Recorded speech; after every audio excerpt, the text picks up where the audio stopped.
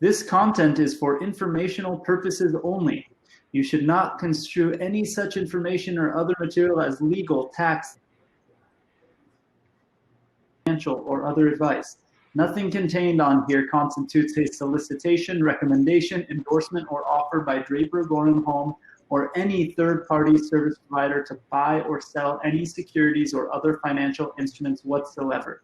And thank you to Blockchain Radio for sharing all of these. You can find these there afterwards, and we always have it available on our YouTube channel, usually by the next day. But, you know, Adam can't even make it on the chat, so who knows if he'll publish it on time. Total slacker, that guy. Last week, I left him hanging. Wow. Oh, no. Call me out like that. Okay, Oh, wow. Call me out like that. I was just about to say that last week I left you hanging. So I see how the dynamic's working now. Okay. How's it going, everyone? Sorry, I was having issues with Bruno. Everyone, hello. That's part of the picture. So thank you everyone for joining us. Would love to let's get this party started. Tons of awesome. Sorry, I'm going through. Yeah. Numbers up, going fast. Yeah. Let's see. Indianapolis, Washington, D.C., NYC with a Negroni. Oh, yeah. Let us know what you're drinking, too. Negronis are disgusting. Who drinks that stuff? My brother drinks them. That's why I know. Actually, Tyler, we were talking about Brooklyn. My cousin that lives in Brooklyn likes to drink that main ingredient for Negroni. Campari, yeah, that's so gross. It smells like diesel, like it tastes like diesel smells. Yeah. You do? Yeah, you're from Brooklyn. You're supposed to like the weird stuff. Cool. Let's go through. I'd like to start with Nelly, and we'll work our way. I would love to hear. Tell us about yourself, just like a one-liner. Tell us where you are in the world, and let's get started. You're muted. Check the bottom bar.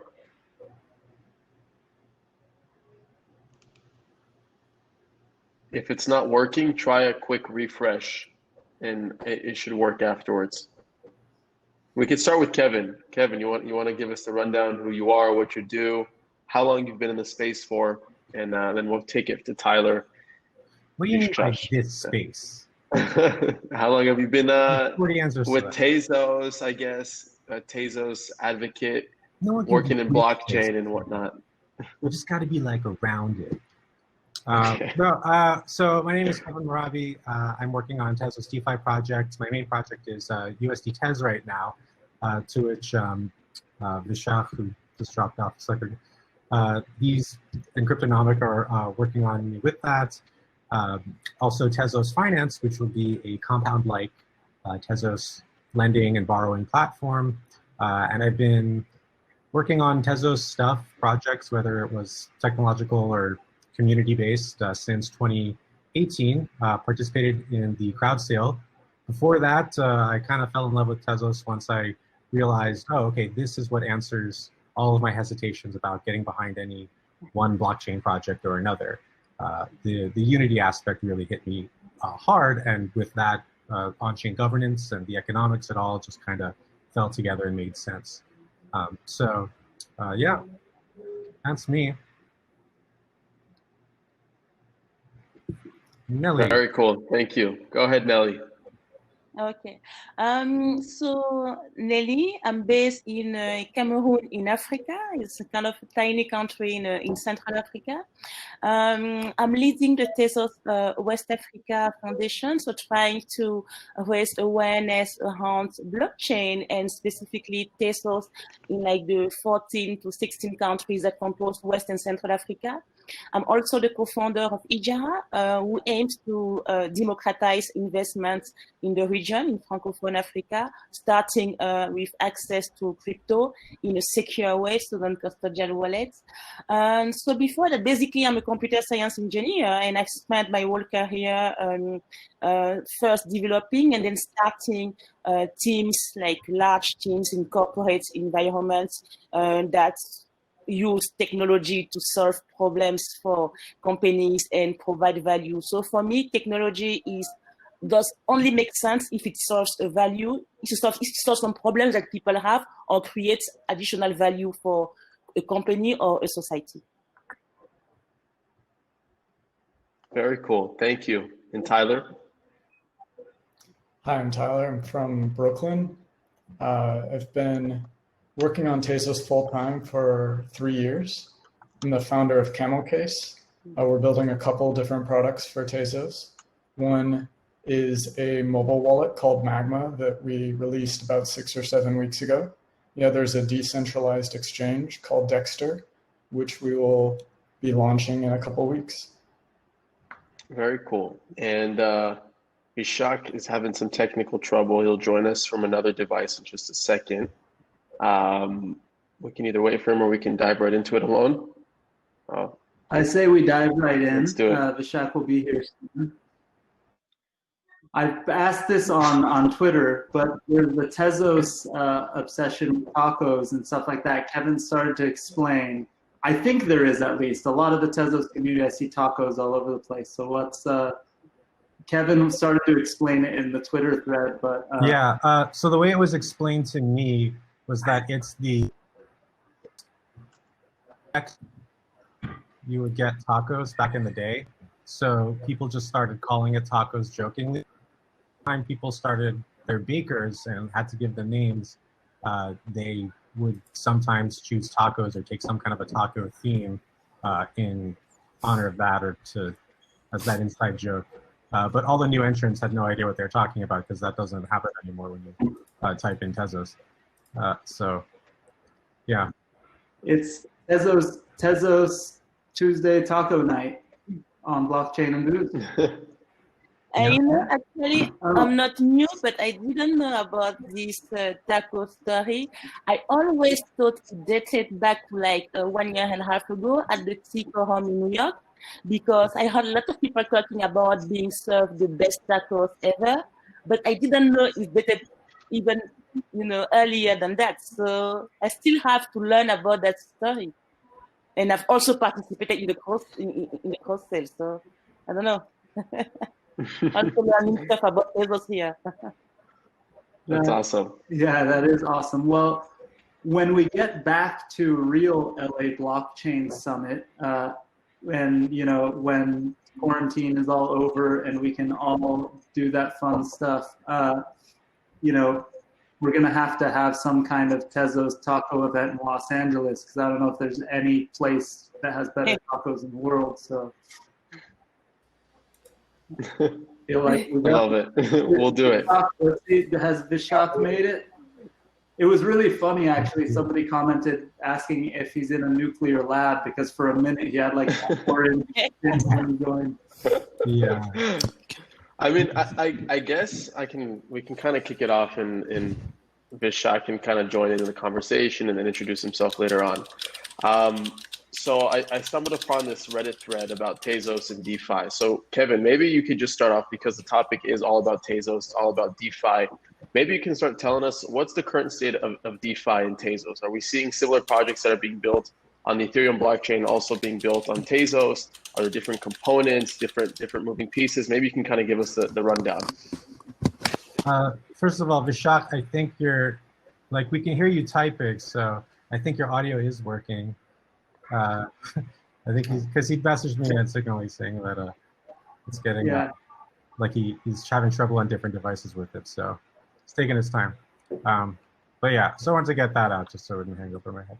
But yeah, and Vishakh, if you do hear us, try another browser, because this system is a little weird. Sometimes switching browsers up works. Somebody just said IE8 not supported. Okay, so I let him know that. Good. All right, so cool. Tezos DeFi. So far, like DeFi has been pretty synonymous with Ethereum DeFi, but really Ethereum was just the first, and they had the most ability to get a head start. And I think if nothing else, I mean that shows the success of DeFi in general, and Ethereum DeFi, more specifically, another way of saying it. It's approaching $10 billion in, according to DeFi Pulse, about 7.6 billion last I checked today. But it's really up there. And for people who are kind of joining the DeFi train of news or whatever relatively recently, that's steep. That's a really steep rise. A few months ago, like the fact that we were in the billions was like, wow, oh my God, that's amazing. Toward the beginning of the year, were we even at 100 million? I don't think so. I think we were kind of dipping below that. And then all of these DEXs, like Uniswap and whatnot, the volume was so low that they weren't really making the news coverage. It was kind of seen in the same pool of the old DEXs, the ones that are, like that we remember from 2017, 2018. But the new form of them, the automated market making, things like what Tyler's building with Dexter, like these really started to pick up traction over the last several months too. And to now the point where they're still relatively small, but a significant volume-wise and significant market cap-wise in terms of interacting with the trades of these assets. So I think the first thing to keep in mind is why this is all happening now. To really have any kind of a DeFi ecosystem, you need three main things. I'd say a bunch of things, but it's three main distinct things that make a DeFi ecosystem. You need the wallets that are going to support these different token assets. You need a marketplace for which these assets can be traded or supplied. You can interact with them in a way for financial desires or participation desires, governance desires, whatever that is. And of course, you need the tokens themselves. You need little things, objects that people can mess with, play with, utilize, whatever it needs to be. I've been telling everybody to watch this High Score, this docu-series on Netflix. It's only 3 episodes long, but it's just like, I've been telling everybody, like family, business people, just like you should watch it. It's a really great analogy. Just how the console wars for video games worked. It feels a lot like that. It doesn't have to be a war. It's just like a big space that's growing very rapidly, and there's a lot more to come. So before you could build any of those 3 things, you needed to have a token standard. And once the token standard was announced a little over a year ago, you had these announcements. Tyler made one of those for Dexter, the Uniswap-like exchange to come out. That was to be built. My announcement came out about USD Tez stablecoin. Other coin announcements came out, and of course, all of these wallets building their interaction standards and support for them. Vishakh has one of the major wallets out there for Tezos right now. I mean, I don't know what the statistic is. Some large share of Tezos wallet participants are Galleon users, Galleon by Cryptonomic. And Beacon is the other key ingredient, because that often it's not the end thing you necessarily interact with, but it's a great technology which came from air gap. And that's what to allow the MetaMask-like capabilities where your wallet can participate with these marketplaces. So now we have everything all together. We're just waiting, I think, for that last ingredient is Dexter to launch, and then it'll be a very we'll see where that spark takes us. But that's what you need to have: the base pools, liquidity pools, and pool participation pools, I guess. And it's just I think a ramp up of yields generating mechanisms, and then derivatives off of those, lending aspects and borrowing aspects. It all kind of that's all the byproduct of an initial spark within one of these blockchain DeFi economies. So a lot of it'll spill over from Ethereum, I think, but also just the overall space is getting very large. So it'll be exciting to see how that starts to blossom and grow from there. Cool. And now that we have Vishakh here, maybe Vishakh, can you hear us?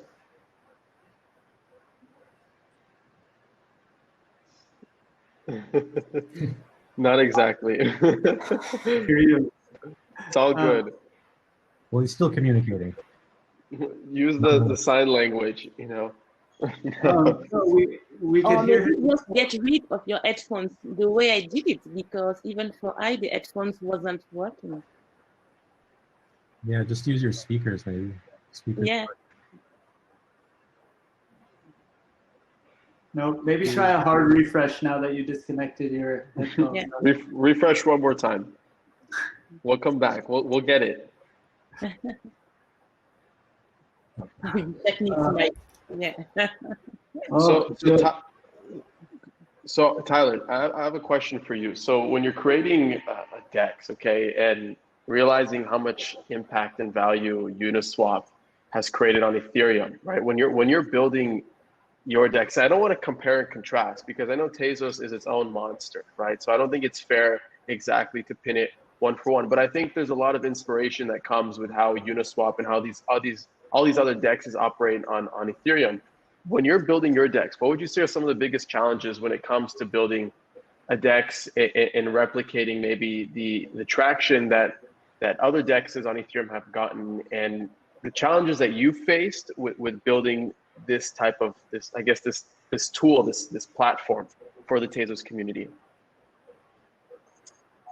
Yeah, there were two main challenges when building a DEX on Tezos, where Dexter is very similar to Uniswap, but Tezos is obviously very different from Ethereum. And we're building on a platform that was very new. We started building Dexter a year ago. At that time, Tezos had only launched a year before. So the smart contract language we're building with was immature at that point. The higher level languages that compiled down to Michelson were not fully developed. So it was a challenge to get started writing smart contracts. That has improved a lot over the past year. So as we've developed, and we were part of that, being one of the developing one of the first complicated smart contracts on Tezos. We're like, here's what needs to be done. Here's how this smart contract language could develop to help developers write more efficiently. So that was one thing. The other is Tezos is proof of stake. And so these liquidity pools that are common, you have many different liquidity providers providing liquidity to a single smart contract. Where does that smart contract get delegated in a proof of stake environment? So that's a unique challenge that Uniswap didn't have to face.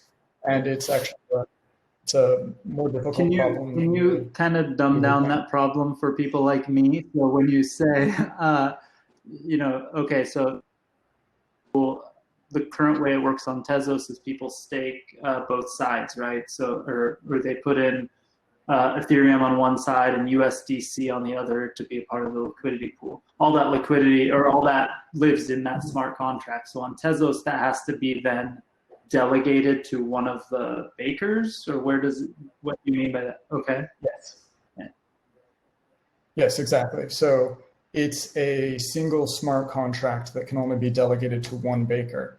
And how is that decision made, in a decentralized way? And it was. Is that essentially giving all fees created from that one contract and all sort of, all the transactions that occur in that one contract and the fees that are accrued by that will be delegated to one baker? Is there more to it? I'm trying to understand just a little more. Yeah, just the way proof of stake works. You want to delegate your funds to a baker. You can bake yourself, or you can delegate to a baker, right? And there's often these bakers will share the rewards with those who delegate them to, with some split. Like say they keep 10% and then we'll send 90% of the rewards to those who delegate to them. So yeah, that's a challenge when you're dealing with a common liquidity pool, like one smart contract that is holding funds from many different participants. And Nelly, I was hoping, so you just made the switch from Paris to Africa, right? You were telling me, and that's a big move, right? And you were telling me how there's so much opportunity in Africa when it comes to blockchain technology, specifically for the Tezos community. I think I remember one of our previous blockchain and booze, we had dove into the whole African ecosystem when it comes to adopting blockchain tech. Can you give us, from your perspective, what's happening right now in Africa that you had to make the switch from Paris all the way to over there with the passion and the pursuit of implementing Tezos within their economy, within their communities, within the society? No, yeah, sure. Thank you for asking this question. Africa is kind of really a huge continent, right?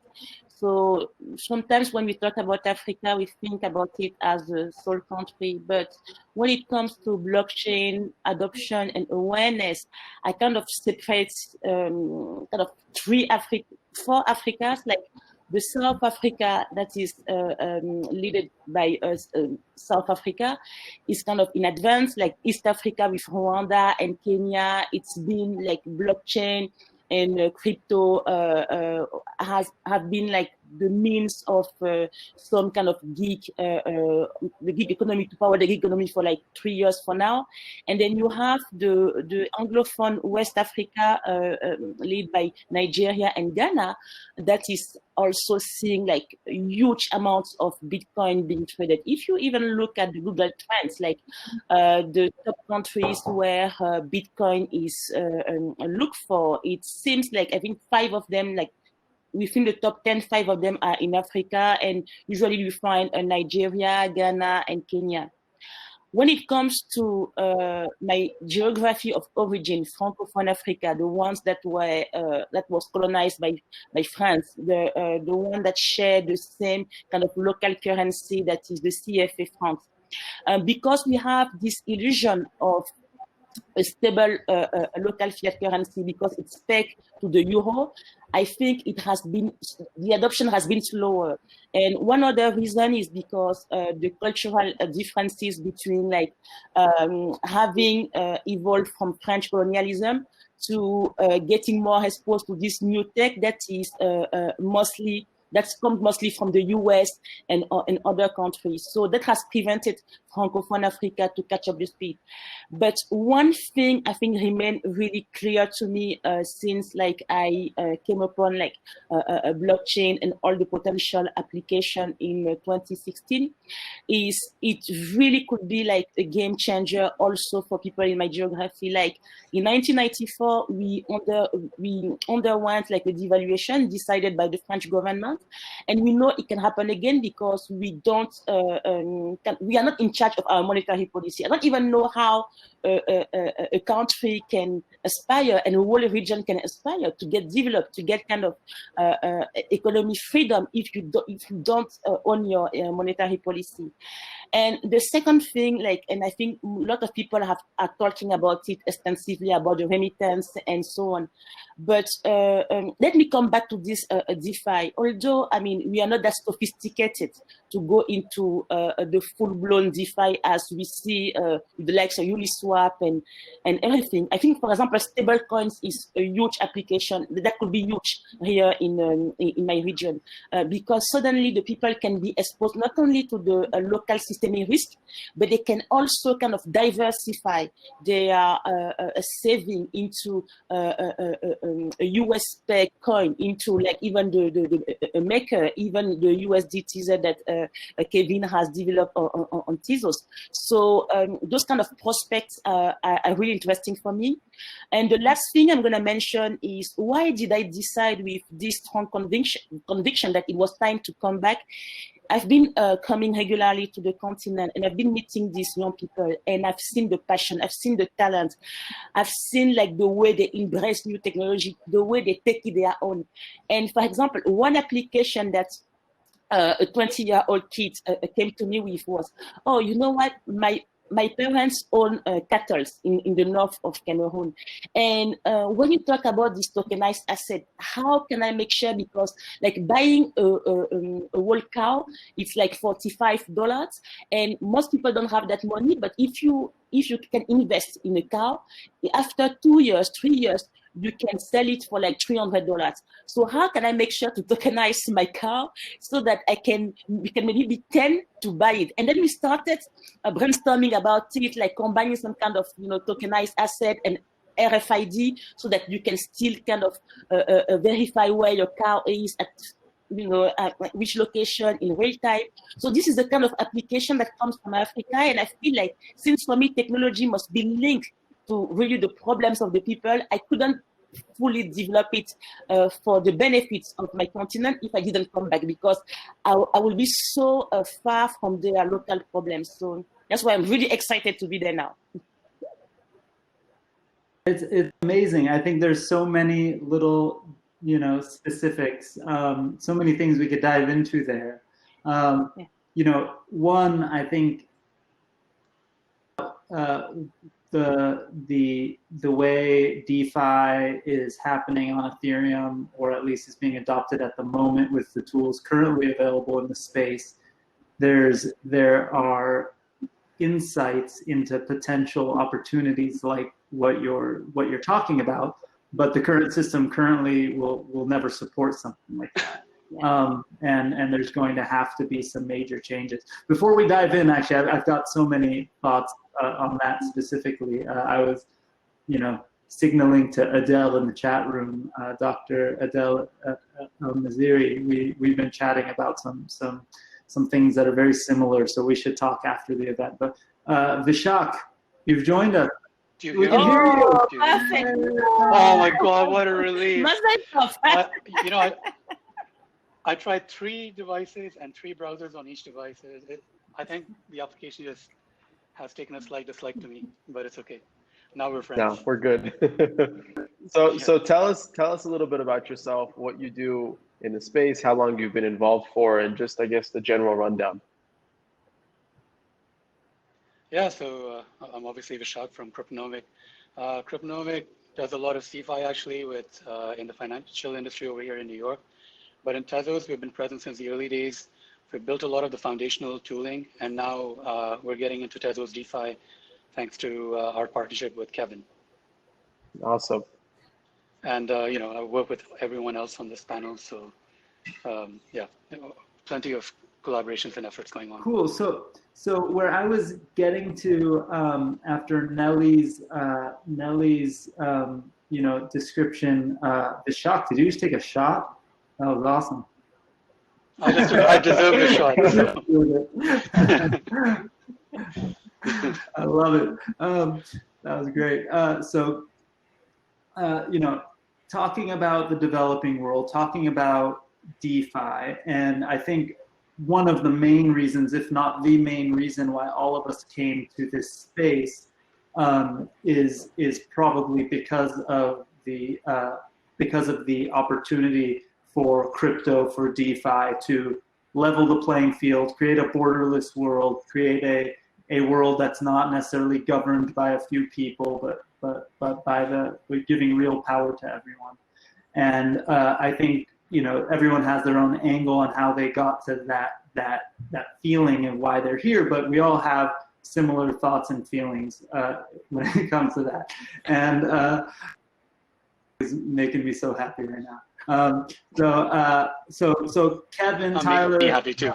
also Vishakh and Nelly, if we're going to look at DeFi as not this momentary blip of degens trying to farm yield and make as much money as they can in a certain small period of time, but really for the masses, right? Products that the masses can use. Even going to, a topic we had recently like NFTs, where I joked, I said if it costs $5 every time book with my friend when I was a kid, I would have never traded a comic book because we didn't have $5.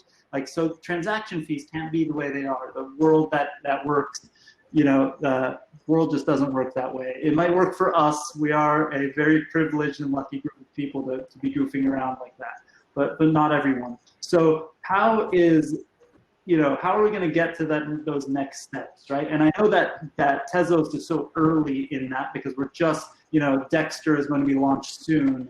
And USD Tez is going to be, available or launched soon. It is available now, but it'll be launched soon in terms of with use cases. So how do you guys envision getting from now until the point where Nelly can implement these products in her community and allow, hopefully, that farmer to buy USD Tez on their phones using their local currency, or maybe getting paid in USD Tez so they don't have to rely on their government money. How do you guys see the trajectory happening, or what are the first steps? Yeah, I think it's in the So, end. Vishakh, you go ahead. I've talked too much. all right, since I joined late, so I got the tail of what Nelly was saying, and I completely agree. So I'm originally from India, and I empathize with a lot of what Nelly said. The problems, as far as adoption are concerned, are very similar, right? So if you take a country like India or Cameroon or what have you, all the necessary ingredients that were required to get DeFi up and running over here are pretty much the same over there in many ways, right? So getting a stable coin in local currency up and running. Right now, just because so many of us that are participating in the space, we're in the West, we're based in Western Europe or Japan or North America, we don't think about these other stable coins that might need to be built. And the other thing is, just in terms of usability, right? UI UX was a long-term problem, and it's one of the things that's happened is as more and more people have started using these DeFi applications, the UI sort of incrementally improved as well. So there are some wallets that were not possible maybe 2 or 3 years ago, which are now possible. So these are all necessary ingredients in general. And as far as Tezos is concerned, one thing that really stands out is DeFi right now is really risk-laden. And to some extent, everyone is cognizant of the risk they're taking by participating in all these applications when, like sushi, for example, right? Like people jumped in, they knew there was an element of risk. Something bad happened, but most people are philosophical about it. But when it comes to the savings and the hard-earned money of people with very little in their hands, the underlying protocol better be extremely robust, and the applications you build, they have to be really, really, really stable. And you can't just exit scam because, in India, when normal crypto first took off, there were exit scams, there were pyramid schemes, and quickly the government just clamped down. So in order to prevent this from happening, I think it would be really good if projects like USD Tez or Dexter, they were on a very firm foundation, work better than sort of the incumbents. And then that would give a lot of people like Nelly more confidence taking it to the developer. And also, if I may add something, like looking from afar, the DeFi and the liquidity pools, I feel like, like usually people say that in Africa, we don't have like financial inclusion and because traditional banks are not there, right? But my thinking was, then how does the community still manage to thrive? Because I've seen like a lot of people with no formal education being successful businessmen and not even having a bank account, not even maybe managing to kind of read through a contract. And then I dive into, and we have those community saving circles where they basically pull liquidity together. And they have so many sophisticated systems around that. So sometimes people look at it and think it's only a merry-go-round, like everyone puts something in the pot and then someone just wins the pot and then it's all over. But they have so many sophisticated mechanisms that, now I'm set out to really study what have been our customs, what have been our tradition in Africa, in Cameroon and Ivory Coast to kind of finance outside the system. And if I can get that offline knowledge and then combine it with the technology and my friends at Tezos to see how can we put that into codify that into a smart contracts and the underlying Tezos technology to kind of really give superpowers to this kind of millennial tradition of getting finance, because they have already been doing that for like ages, getting finance outside the system. And it has worked phenomenally. So that's kind of my I love it. When we talk about these things, so often I explain DeFi or crypto to somebody and they go like, oh my God, this is crazy. This is like a revolutionary thing. I go, this is exactly what it was before the banks came in and took advantage of everything. Yeah. And these products like, I mean, you don't even have to look that far. My parents' generation, they moved to this country, but when they got married, their family got together, they all pitched in and bought them a house. Exactly. And one of the things they left behind was a paid-for house that they ended up selling to one of their friends.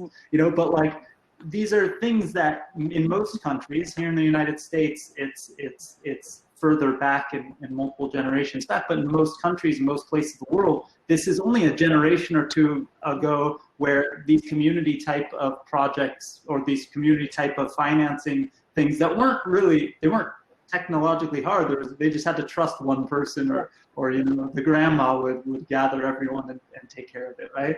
So I don't think anything is that different now. It's just that we're cutting out the people who are taking the biggest profits from the pie and bringing those profits back to the community. So going back now to Kevin and Tyler, maybe Tyler on the Dexter side, but Kevin too.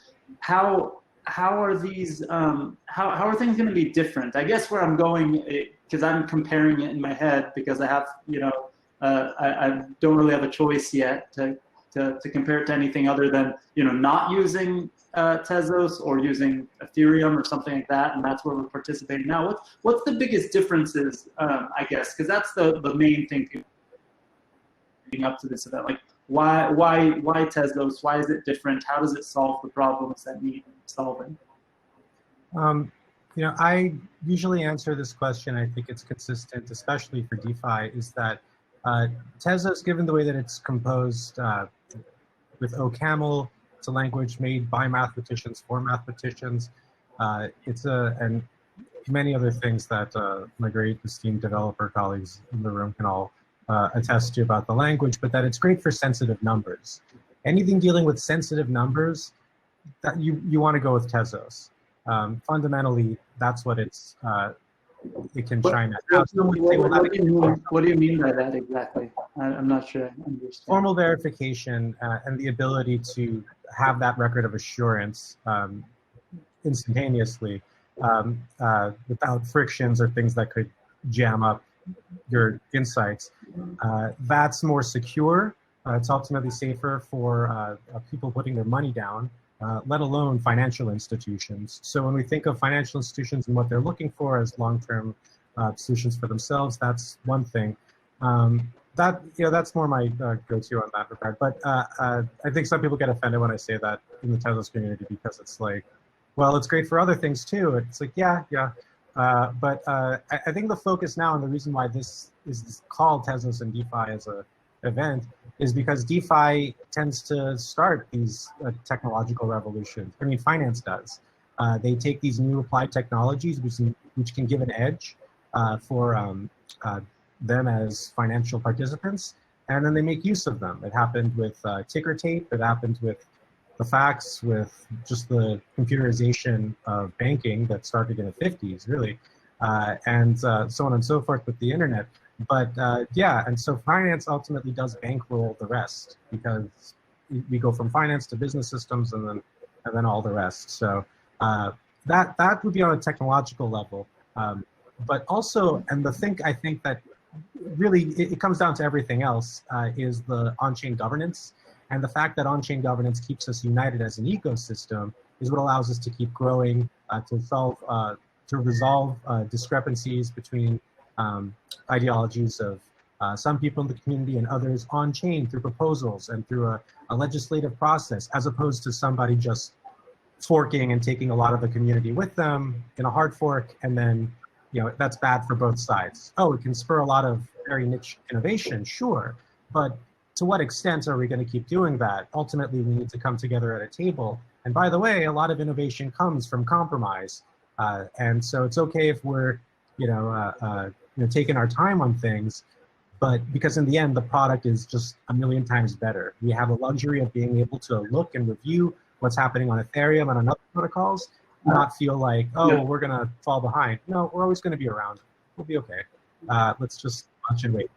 Well, I'll play a little bit of devil's advocate and also agree with you. So there is, from my perspective, right, there's been around for a while. You see people talking about different programming languages for the last 20 years or whatever, since I've been aware of what a programming language is. And it's not always the best programming language that maybe gets the most adoption, or maybe there are various programming languages that are good for different things. And then there's interoperability between different languages and products. So like if I go back 10 years or so, at MySpace at the time, people were really like, pissed off at the fact that like the engineers that worked there were pissed off at the fact that they like re-upped a contract with Microsoft and continued to build on .NET and have Microsoft servers and things like that running behind the scenes. And it was because the people who owned the company, it was Fox, and they went like, we want to have a company where we can hop on the phone with somebody who works high up at the company and ask them a question or have them fix something when it's broken, not go into the message boards and be like, yo, my server's busted, who's online? Because that's the difference between open source and enterprise software. And every engineer knew it wasn't as good of a product as some of the other products they wanted to build on, or at least it definitely wasn't as cool, but it was the one that worked for that solution, for that business use case or whatever. And I think that we're probably going to see that in crypto too, right? Like Ethereum is probably not going to be the best, programming language or best platform for every single use case, but it'll probably get used for the foreseeable future by a lot of them until there are some other options and some other reasons. But again, even these billions of dollars in DeFi are a small amount, compared to the trillions of dollars in the global financial landscape. And the end user, the consumers, our parents, our friends and family who will never probably use the crypto, don't really give a crap.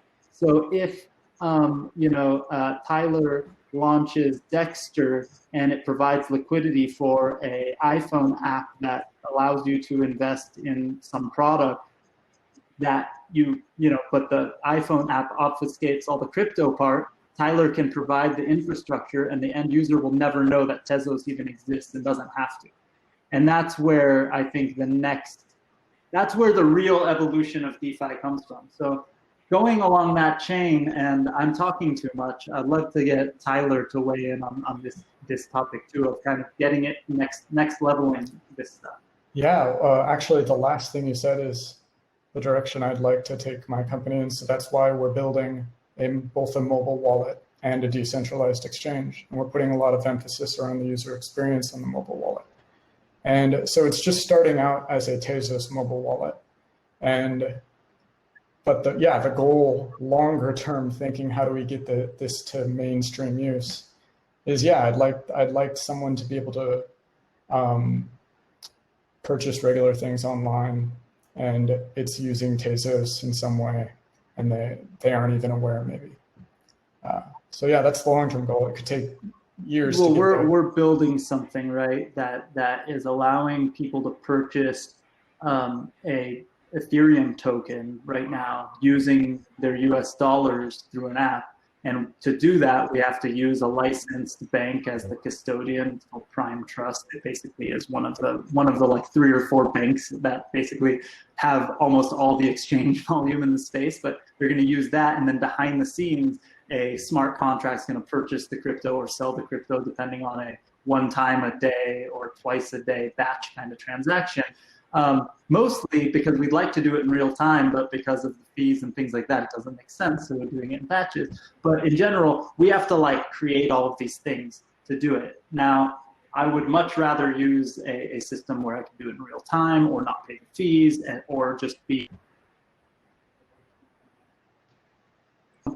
Are you guys doing anything, like next step? So like if you have the iPhone app, or the phone app that allows you to custody or hold your Tezos, will it also hold USD Tez? Will there be like a swap function within that app? Will there be a dApp browser? Because that's where I think we're used to with Ethereum, but isn't necessarily the user experience of somebody who's not in crypto. I'm just trying to understand how the process might work. Yeah, we're natively building Dexter into the mobile app. So it'll be very easy to use the exchange within the mobile app. And it will support all tokens on Tezos that follow the Tezos token standard, which is FA 1.2. or FA2 in the future. I think also like what we're starting to see, which was unusual even just like a year ago or a couple of years ago, which are these multi-currency wallets, to which they're just not the Tezos wallet or Ethereum wallet, they're just wallets. And now we're seeing the integration of these exchanges and yield mechanisms within the controls to participate within the wallets themselves, that to the user pretty soon, they're not even really necessarily going to know if they're doing something on Ethereum or Tezos. It's just they're moving stuff around. And what's on the back end, like, it matters for us, but for most people, new entrants and everything, it's not going to be a point of exposure they necessarily need to think about or know. But most of the money is in most people. This is the very... So what happens, so I'm thinking of Nelly's use case right now. What if I'm in Cameroon and I get paid using one of the current, wide tokens in Africa, which are, as far as I know, ERC20 tokens, and I want to hold it in my wallet or move it to USD Tez so I could get some Tezos, or I heard that if I move it to USD Tez, I will not pay fees as often when I want to make a swap or do something, right? So that would save me a lot. And so I'd like to move there. So is there, I would love from Nelly, from your side, if you feel like that's a use case, but also Tyler, in the wallet portion of what you're building, do you have plans to be interoperable and hold Ethereum tokens also? Or do you guys, Kevin, Tyler, Vishakh, Nelly, know of any bridges between the two and just create interoperability? Because I feel like there was a big thing recently with Bitcoin and Ethereum with Ren BTC creating a bridge, but it was a horrible experience for me, even though I love Bitcoin and I'm a fan of Ethereum, because it took me 4 or 5 confirmations on Bitcoin till it transferred. It was like an hour-long process to move $100 worth of Bitcoin onto the Ethereum network. So I have a feeling it'll be between Tezos and Ethereum, and then once people get a taste of the better product, hopefully there'll be some movement to it, right? Yeah, so slightly different perspective, right? So our company also makes a leading Tezos wallet. We also have a mobile wallet.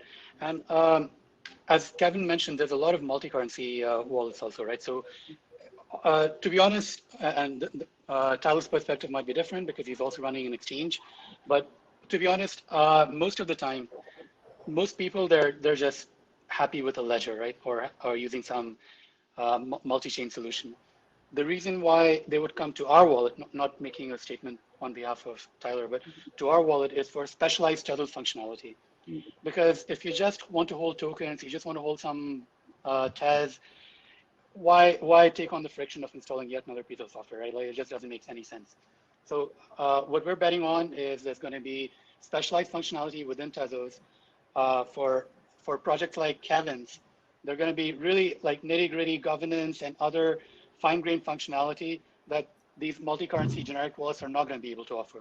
And for that, if you want to be truly involved in an ecosystem, like dig deep into the trenches and duke it out with the rest of the community, then you use a Tezos-oriented wallet, which shall be really specialized. Also, I want to go back to an earlier point you made. I both strongly agree and I strongly disagree. So yeah, I mean, JavaScript is very dominant today. Everybody loves it. A lot of people love it. Some of us don't, some of us hate it, but whatever, it's very successful. And that's a great point. However, nobody in the aerospace industry or the derivative finance industry is ever going to build their trading engine or their, their flight controls in JavaScript. But they might build the front end interface when you're trading on Schwab or whatever using it. But you're right. Well, that's also a little bit bizarre, right? Just because of the way network effects work. Maybe now on Wall Street they have a few JavaScript UIs, but I spent about a decade working on Wall Street, in Wall Street companies. I saw a bunch of derivatives trading systems up front, and there's a big difference between a platform that allows for quick iteration, quick innovation, literally like YAM, set something up, run a sort of performance art piece / financial application, which is really cool, by the way, that lasts 72 hours and so on. Versus, there's this other bit of finance that we should not forget about, where people are issuing 100-year bonds, right? Like there are certain countries, especially in response to COVID, that took out 100-year bonds. And the other thing is, again, if you make a bad technology choice, no matter how cool your idea is, it's gonna bite everyone, and it's gonna put a chill in the ecosystem. So the DAO, I think a lot of us have forgotten, even though it's only been 3 years, the DAO created such a sort of scare, and it brought a lot of notoriety to the ecosystem, right, to the wider crypto ecosystem. So I think it's one thing for random degens to lose their money and, the New York Times to do a story about it, which is, it's another to have, heart-rending stories of pictures of people who are ruined, who have nothing already, and they took the money from their pillow, and then, they lost even that. And then the last thing is bridging between Tezos and other cryptocurrencies. Nelly will have her opinion as well, but I think the internet's been a big leveler. I've seen people in India, for example, who are illiterate, right? But because they have a mobile phone, and for the first time they can talk to each other, it's just kind of like learn to be like internet literate. And it's going to be the same, right? Like if a tool more or less works for entrepreneurial, experimental people in the United States or in France or whatever, then in Cameroon or other countries like that, smart people are going to figure it out, and they're going to be as adept as using these bridges, atomic swaps, what have you. Yeah, and DEXs and so on. if I may add, I completely agree with you, Vishakh. For me, the DAO and what happened at the beginning of Polkadot was kind of a big no-no when it comes to Ethereum as a platform. I would want to tokenize kind of the assets of people in Africa, or I need something that is really more secure than that. When also we talk about user experience here, we need to think about which users. When I started building Ejara, I decided to build as a non-custodial wallet first, even if they're offering Bitcoin and Tezos. So for now, it's not even hierarchical deterministic. So people have to save basically the 24 mnemonic words for Tezos and 12 words for Bitcoin. And everybody told me, like especially in Europe and the US, why are you doing that? Customers don't care. Look how they are doing. They just go on Coinbase and Binance. They don't care if they don't own their keys. But the experience I've been having here in Africa is completely different. People love that feature because, those are the people that use cash for 90% of their transaction. So they basically like to be the owner of their funds. So when I tell them, I'm never going to be able to touch your funds, you are responsible, that's something that is reassuring for them. And when I tell that to my friends in Europe, they are scared because they are used to have a legacy system, the banks that are doing that, right? So this user experience is maybe really different. Like, so when you are building a wallet in Africa, if you go from the premise, from the hypothesis that you validated abroad, you might be kind of disappointed when you come here and say, oh, Africa is not ready for blockchain. No, Africa is ready. So this is one thing I was really surprised about, like the way people that are normally illiterate can embrace that kind of not your keys, not your font, not a Bitcoin. The second thing is when Vishakh mentioned the illiterate being like digitally literate. I've been here for 1 week now, and I've talked to CEOs of insurance company and banks. Those are people that are 70 years old and plus, right? And they have built their own banks, they have built their own insurance company. To be honest, I've never been so amazed in kind of Europe because they talk to me about blockchain. They really see how it can give power to what they have been doing for so long. They are asking me questions. How can I use it? I've had that idea for 20 years now. Do you think that with your blockchain, you can find something? And yes, of course, it shows me that they are coming to truly understand what it's about because they are linking it to a special use case. And that makes them dive in the technology through the prism of the use case.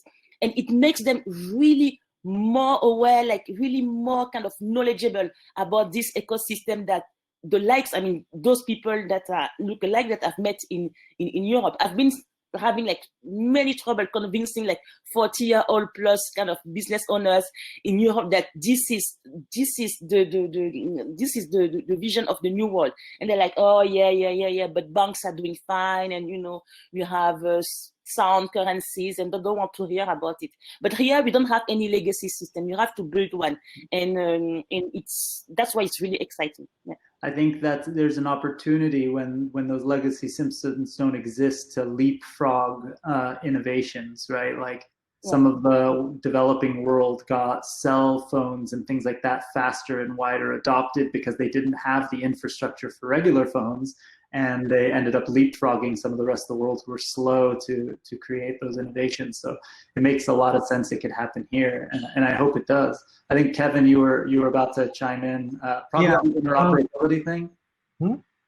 I still want the bridge. I want the bridge from Nelly's ERC20 currency to the Tezos world, so that you give everyone the taste. You can. I mean, it's just about creating the library and capacity for all that. I think over time we'll have a lot more tools, but the idea is that things that kind of they escalate. People see the adoption somewhere and they go, oh, that's a trend, I'm going to participate, and then they become part of a bigger trend, and then so you have more participants, more developers, and then more assistance on that front. So yeah, we'll start to see. I don't think like a quick one-click button, one-size-fits-all solution to, I think, every single application on Ethereum. I can. You could do something very simply. Well, one, how it works right now, if I understood the minter for USD Tez, you have to go through a special process. It's not US based for the most part, right? But the collateral for the USD Tez is USDC held by a licensed custodian. Yeah. So you're going from USDC to USD Tez. Let's say I'm going to ignore that completely, but could I create a smart contract on Ethereum or on Tezos, or maybe a completely centralized solution using a licensed bank myself too, where I accept USDC and I give and I hold it, so there's 1-to-1 USDC to give USD Tez. If that's the case, I could use a service like one of our portfolio companies, Total, which is a decentralized routing engine that will route any ERC20 token to any other ERC20 token and find the decentralized exchange and liquidity that will give the best prices. And it'll even break it up. If I have, if I need over $1,000, maybe it'll give half of it to Uniswap and half of it to a different exchange. But at the end of the day, I can say, give me from one ERC20 token to USDC. So that would mean I should be able to talk about Legos, money Legos, right? I'm in my son's room, sorry. I told some of you this before we got on. So you go talk about money Legos. Here's the money Lego, any ERC20 token to USDC, and there's the bridge. We need USDC to Tezos so that I could play around on Dexter, realize that the fees are minuscule and non-existent compared to Ethereum, and then go, you know what, I'm going to spend a little more time in this Tezos Ethereum space as it matures, or at least a certain portion of my portfolio, or just knowing when the next thing gets launched on Tezos, it's not a hindrance. Like what scares me when some new project launches, like, oh crap, so I've got to figure out how to connect my MetaMask wallet to somewhere, and how am I going to take my money out of one system? Does that mean I have to put it into Coinbase so I can move it to my bank account, from my bank account to some other thing? Or because essentially the only way you work on different exchanges right now is going through some kind of centralized exchange. I want a world where I only work on decentralized exchange. Yeah, I'm glad you mentioned that, because it's always I think of people at certain stages of their crypto lifestyle, they're the Coinbase people that just have their money there, or on Robinhood or something. In Robinhood, you're really very entry level point. You can't really do anything with it. But then they're the people who get the MetaMask wallet, and then they're, maybe they have some tokens and they get the whole token concept. And then there are people who take that, interact with it on a Uniswap or a Compound or something. But so for us in the Tezos space, introducing things like Dexter and the Beacon wallet extension and all of these wallets you can interact now that facilitate these token standards, it's like we can say to those people, it's a subset of those people, but I mean, those are always the first that are going to adopt it. It's like, hey, you know how you interact with MetaMask, right? Through Uniswap and everything. Like, yeah. It's like, okay, well, it's like that. Oh, well, that's the simplest way of explaining it. And it took 2 seconds. Yeah, but so, I got a Thanos wallet. I hold my $1 in USD Tez in it. I'm stoked to do that, and I want to hold more USD Tez. Right. But Vishakh is out sideways. I love it. He's doing this on purpose. I just can't touch it. I feel like I think I'm wanted. And his hair is blonde, so I feel like I'm watching like a No Doubt video. Well, yeah, I am indeed the bass guitarist from No Doubt. I don't know what's going on. I'm just the thing just reloaded, and now I'm like at a 90-degree angle. So where I was going to is I feel the way Vishakh looks when I try to navigate between a Thanos wallet and a MetaMask wallet.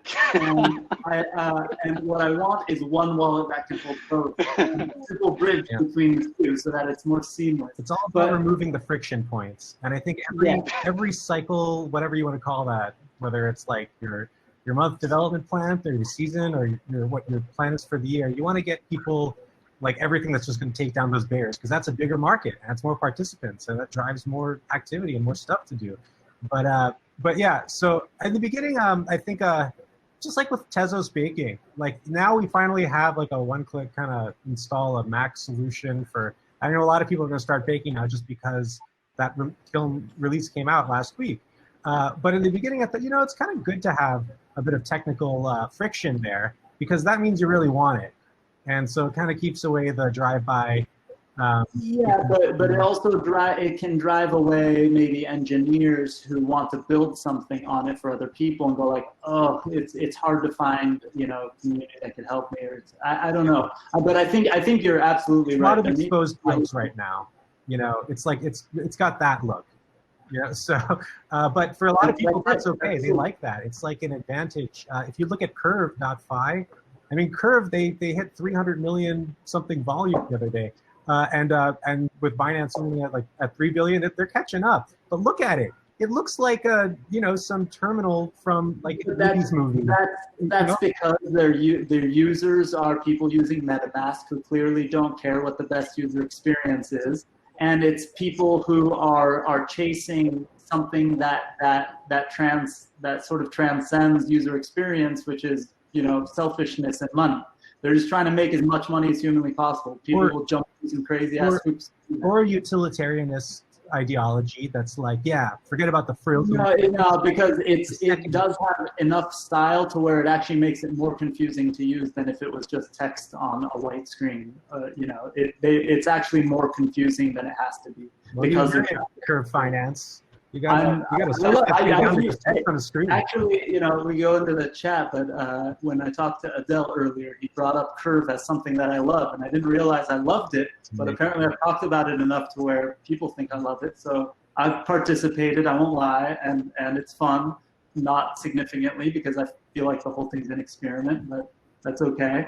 But I want to jump into the QA really quick, because we should have a few minutes of QA before we jump into the networking mode. And I knew there was a few questions I think there's one that I for sure want to get to Tyler, and one I for sure want to get to Nelly before we go. Tyler, a few people asked about the liquidity pools on Dexter.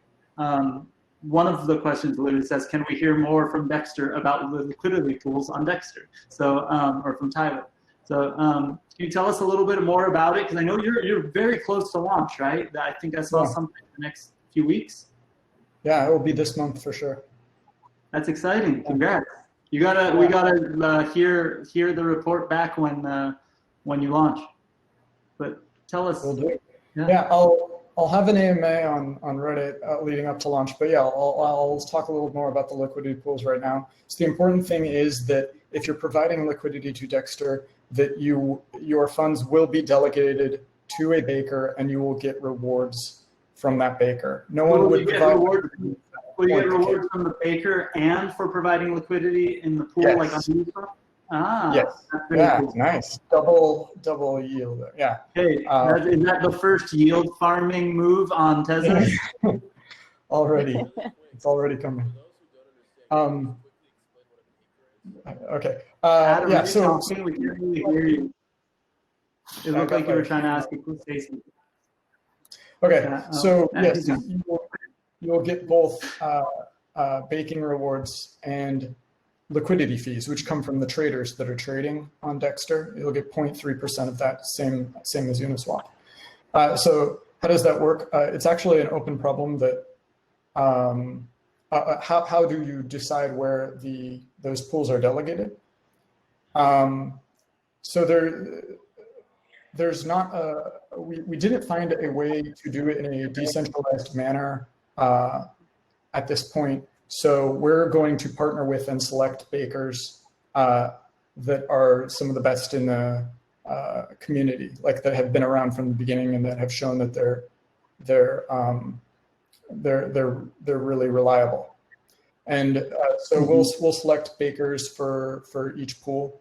We hope to eventually decentralize that process, maybe through a DAO, or there are some different ideas on how to do that. But Dexter version 1 will just be partnering with bakers to make sure that the liquidity pools get share in the rewards. And Tyler, really quick, can you guys hear me now? Okay, Yes. For people who aren't familiar, because we have audience members of different levels of expertise, can you just quickly explain what a baker is? Yeah, a baker is they help secure and validate the network in a proof. So it takes on the role of what a miner would do in proof of work. A baker on Tezos bakes blocks, helps validate. They have to put up a bond, and then you can also anyone else who doesn't want to run a full baker themselves could delegate to a baker. So yeah, they help with the consensus mechanism of Tezos. Perfect. Thank you. And one quick follow-up to that on the liquidity pools. Somebody asked, will you be able to fund the liquidity pools from within the mobile wallet? Not in the next month or two, but probably 2 or 3 months from now, we'll be able to do that. Starting upon launch, right now, upon launch, you'll be able to do it from the website. You'll be able to trade and exchange from the mobile wallet, and eventually provide liquidity from the mobile wallet in a few months. Awesome. Very, very cool. And there was a specific question here about trying to find it again, Tezos traction. How is Tezos planning to gain traction in Africa? So I think, Nelly, you did touch on this before, but do you have any specifics? And are there, thinking about the Tezos Foundation and the various groups within the Tezos community, are you getting any buy-in outside of you yourself single-handedly going back home and trying to do that? Because I know you've only been back for like a week, you said. But is there any other help within the community to do that? And is there anything that everyone else here listening can help with as well? Yes, so we organized, it was a week ago, right, Vishakh? It was a year ago, like in July 2019, the first kind of Tezos event in Africa. And it was kind of a bet for me because I think the idea came up like on May 30th last year. And I just tweeted about it. And then Vishakh and Mike reached out, even Kevin also reached out. And they told me, oh, how can we help? And I was like, okay, I'm getting there. This community is awesome. I knew it was. And then when we set up like the first video call and I told Vishakh, oh, I'm going on vacation in Cameroon in July. I want to do it like in 6 weeks. They were like, no way. I was like, wait, you will see. And not only we managed to do that event, but we even managed to have Mike flew in to Cameroon, to Douala. And it was like a huge success. Like 80 people attended. Like think about all the meetups we organized in the US, in Europe. You have like barely 15 people, 20 people. and sometimes they like ball out of their mind. And at that event, like more than 80 kids, I mean, not only kids, like all age ranges came in, and they had computers, and they were there to learn, and they were to participate. We had like youth exposure from TV networks, from radio networks. It was really overwhelming. And from there on, we started thinking, oh, we might be onto something. And then so I started organizing some meetups in other cities in Africa. Since like 3 months ago, we set up like a proper foundation. So we already have like 6 chapters, so 6 countries like running like on their own, like Ghana, Cameroon, Ivory Coast, Nigeria, Benin, Senegal, and they are organizing their own events. They are, they are entertaining their own community. So in Africa, you have like Tezos Ghana, like that has a Telegram group, a YouTube channel, like they do whatever they want, because in Tezos, we really value decentralization. So although I'm kind of the lead of Tezos West Africa, I'm basically just there to make sure that nobody does like things from scratch when we can learn from another chapter, and that's it. And I mean, after that, they have like total autonomy to do whatever they have. I think that's a huge problem in all sort of decentralized communities. Alon, I lost you. We'll come back. Okay. I think we lost him. Go ahead. I just want to say Nelly was being really modest, because last year, after we made that outreach, thanks to Nelly, and we helped train up some developers in Cameroon. They were immediately super productive. So not only did they pick up the skills really quickly, but then after that we had a hackathon. There were 2 teams from Cameroon, and they basically won the hackathon. And after that, they also won some other prizes. They were able to build, during one hackathon, they were able to build a sort of Cameroon or West Africa targeted Tezos wallet really quickly, and then they iterated on it. And the amount of output that's coming out is really impressive. So I think this speaks volumes, right? It's so much better than any specific project, or which are all, because and it shows that it combines the best aspects of Tezos. So it's community driven, and obviously the sort of the francophone nature of it also helps.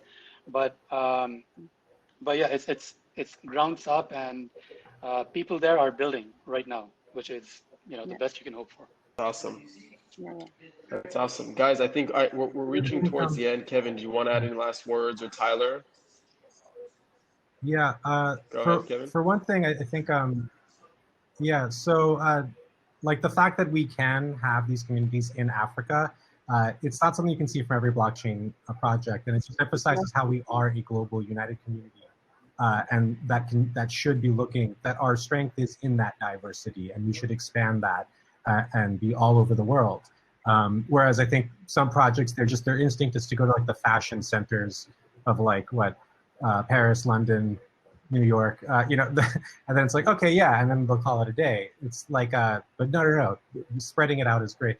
The other thing is, I've been watching to cap off the DeFi talk and everything, I've been watching, and what Tezos needs to keep in mind about global interests, the YAM migration from YAM v1 to YAM v2, they had some period of a few days where you're able to migrate your old YAM tokens to the new ones.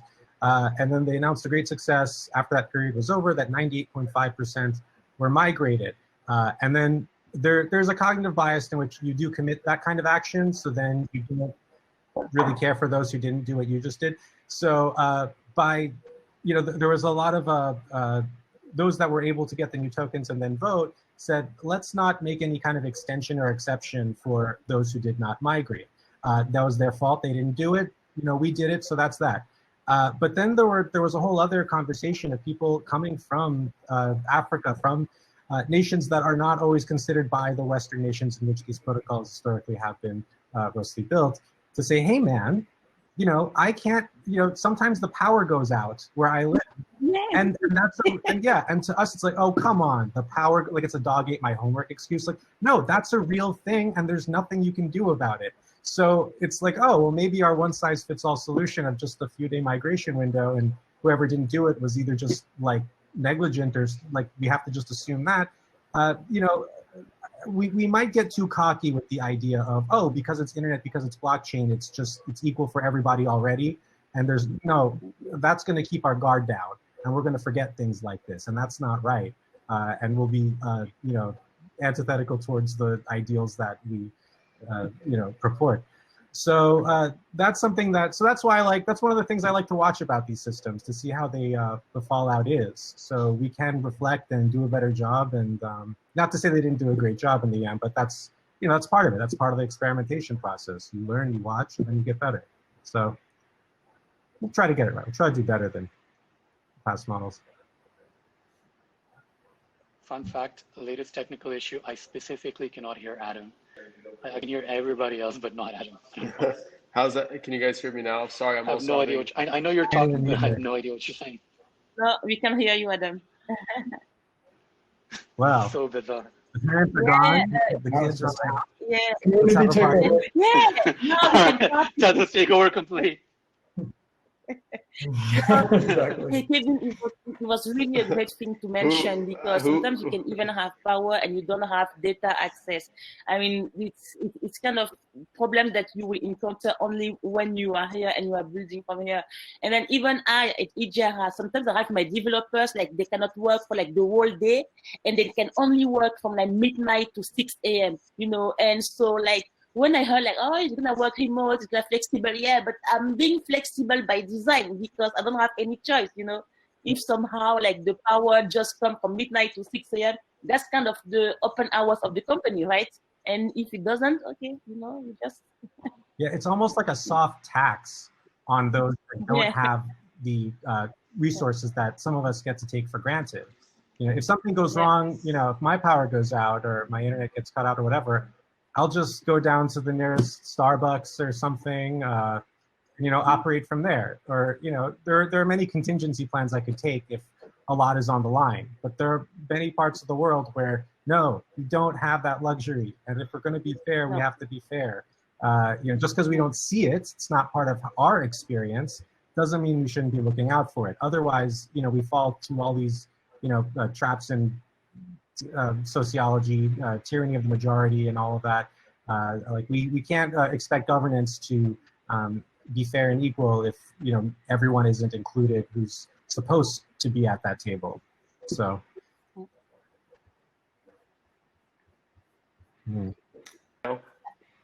Oh yeah. Yes. Good. Cool. I think the issue was just with me, but now I can hear you. Now it's, you've passed the bad luck to me. Thank you very much. Yeah, I have. at least my screen isn't crooked. But I think that's a good place to leave off, guys. Thank you so much. I apologize for the technical difficulties with Remo. You guys powered through a great conversation about Tezos and DeFi. Just before we move on to the networking session, Kevin, can you tell us where we can find you? We'll move on to Nelly, Tyler, and end off with Vishakh.